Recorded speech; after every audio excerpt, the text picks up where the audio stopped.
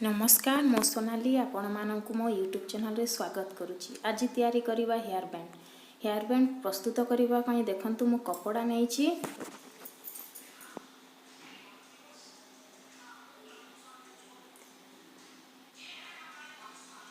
देखंतु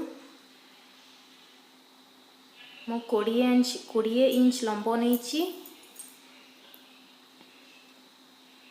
ओ सार 4 इंच देखंतु। जदि आपण छोट लेवल टू करेंगे ताहले लंबटा 15 रखिए आउ ओसार रखिए 3 इंच। मोर बड़ लेवल टू करवार अच्छी से 20 नेली आउ ओसारटा 4 इंच नेली। ये देखंतु पाइपिंग सूता एटा लबर प्लेन लबर मार्केट रे मिलुछि। आपण चाहिए इलास्टिक मध्य यूज करि परिबे। देखंतु पाइपिंग सूता को मो नौची देखंतु भीतर पटे रखिली। देखंतु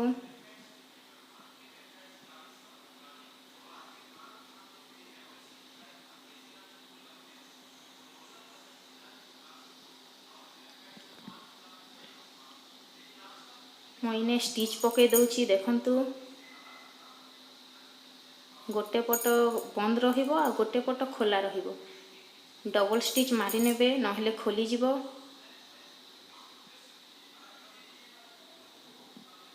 एपटे बंद रहिबो देखंतु आउ एपटे खोला रहिबो।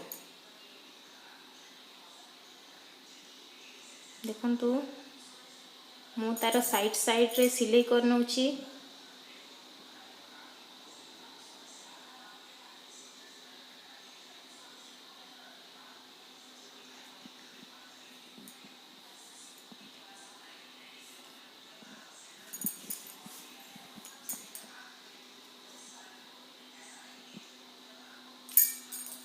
एटा बंद पट एटा खोला पट। देखंतु बंद पट को धरंतु आउ खोला पटर पाइपिंग सूता को धरंतु।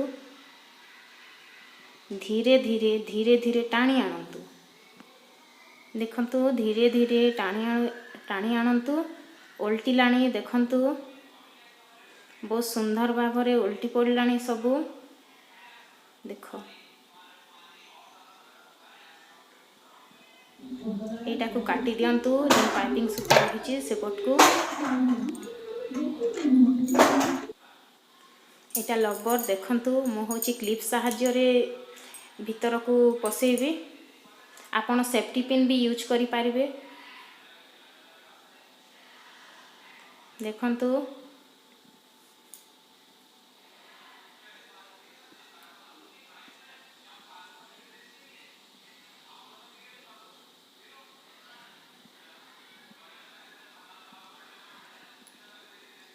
देखंतु मु गंठी पकई देली।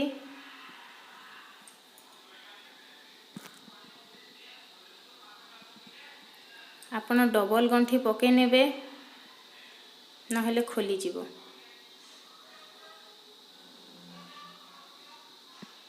देखंतु मु भीतर पसई देली लबरटा जहा कि बाहर को जना पड़िबनी। देखंतु मु साइज कर नेली।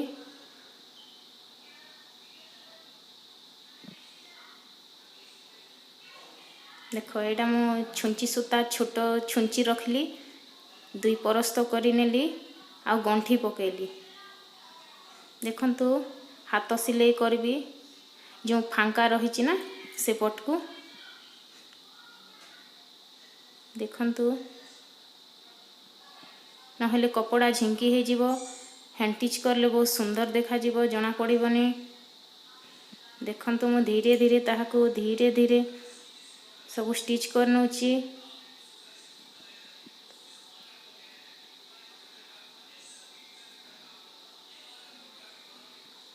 आपण चाहिए मशीन रे भी स्टिच करि पारिबे।